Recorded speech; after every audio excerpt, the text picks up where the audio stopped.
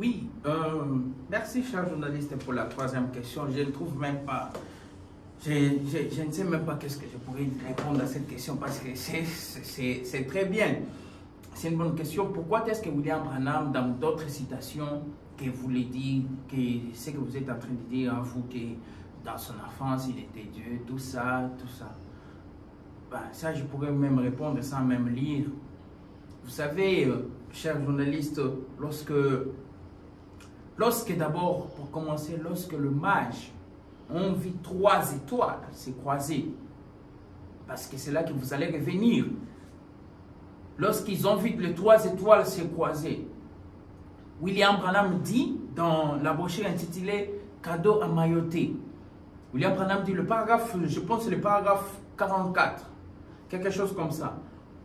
William Branham dit que les mages, lorsqu'ils ont vu ça, ces 3 étoiles se croiser, ils savaient, selon la promesse, selon les Écritures, ce qu'ils disaient, que la divinité serait enclose dans un être humain.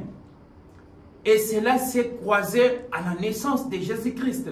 C'est pour cela que les mages sont allés adorer. Si vous continuez avec cette écriture, pour aller plus loin encore, William Branham dit, les mages sont allés adorer un petit colis.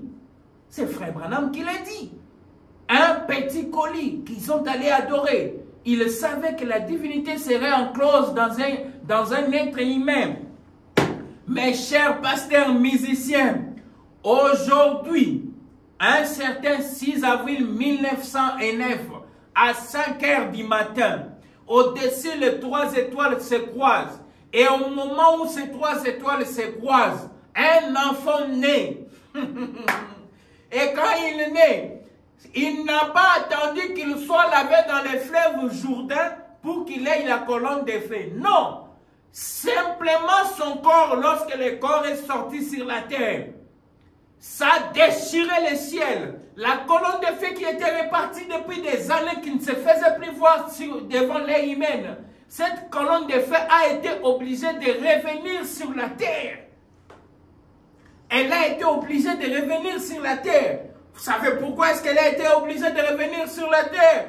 Vous savez, William Branham nous a toujours dit que la lumière du Seigneur suit le Seigneur. Si vous prenez la brochure intitulée le 24 à 158, William Branham dit, si vous lisez là-bas, il dit, je permets ceci à l'église.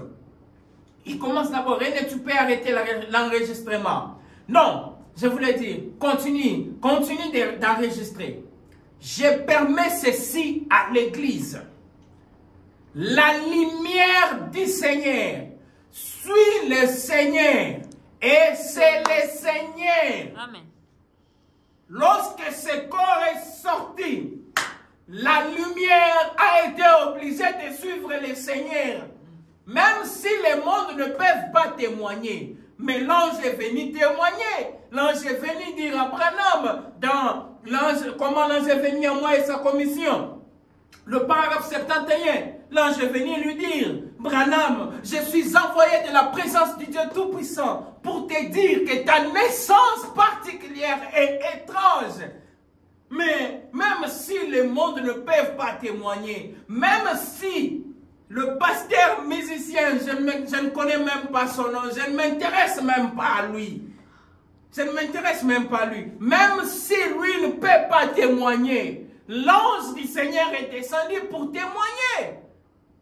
Ah, cher pasteur musicien, cherchez à comprendre les Écritures et cherchez à reconnaître la divinité de votre temps. Quand Branham dit quelque chose, ne contredisez pas, mais cherchez à comprendre ce qu'il a réellement dit. Que le Seigneur vous bénisse. Nous pouvons passer à la question suivante, cher journaliste.